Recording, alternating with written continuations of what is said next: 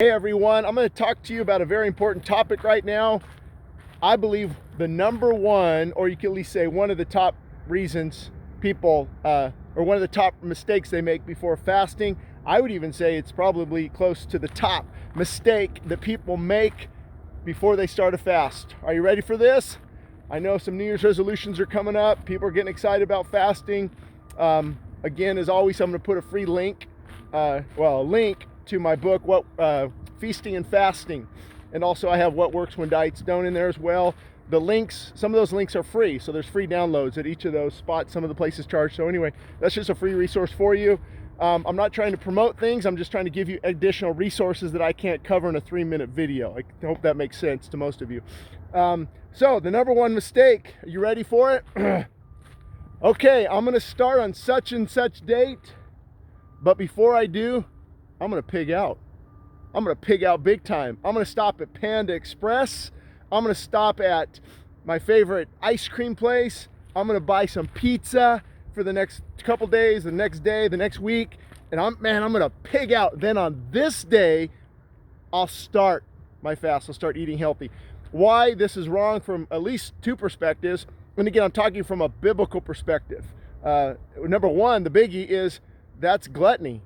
That's just pure gluttony, something we don't talk about anymore that we should, because gluttonous, the Bible talks about gluttony throughout the Old Testament, even in the New Testament. Jesus talked about wine bibbers, gluttons. It's just an addiction of food is no different than an addiction of whatever else there's out there, alcohol, different things. So to just say, I'm going to be very gluttonous, and then on this day I'll start my fast, you're actually going into that fast then now not spiritually strong, unprepared, and you have a greater chance of failing. And then the number two reason is, see if I can remember this. The number two reason is, oh yeah, of course, is you're getting your body, that was spiritually. Now physically, you're getting your body set up for failure because you're loading in tons of sodium nitrates, artificial flavors, artificial coloring. You've got fake sweeteners, you've got preservatives, you've got junk food that gives you no life. So now you're adding to the toxicity of your body, and more and more and more sugar, caffeine, whatever it is. And then on this one day, that's when you're going to just go cold turkey. Your body's going to just explode. One of the worst times I've ever had in my life. I never had panic attacks before, and I think it was about, gosh, I don't know how many years ago now. I'd have to look at my journal. Maybe a decade or under a decade. I don't know. I know what house we were in, but I never experienced this before. Tremendous fear and things, and I had to just drive, and I couldn't be at home. I couldn't be around the kids.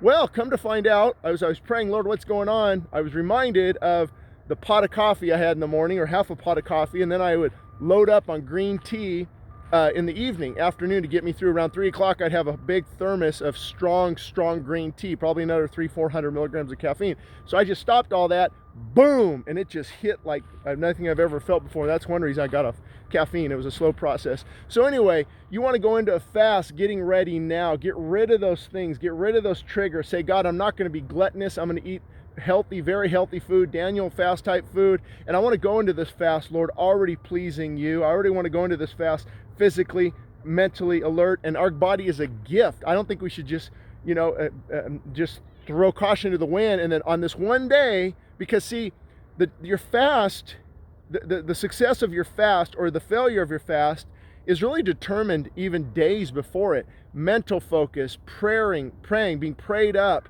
getting the body ready. Jensen Franklin talks about this, the power of the made-up mind. And you start to read fasting books. You start to listen to YouTube clips on fasting and how it brings you closer to God. And then now you're going into the fast mentally, spiritually, physically, and emotionally prepared. So that's the number one mistake. People just, it's like an alcoholic says, well, I'm going to stop on January 1st, but boy, I'm going to have fun this week. Well, you should stop now, and then you have the benefits going into the first of the year or whenever you're starting your fast. So actually, it wasn't 3 minutes. I kept it under 5 minutes.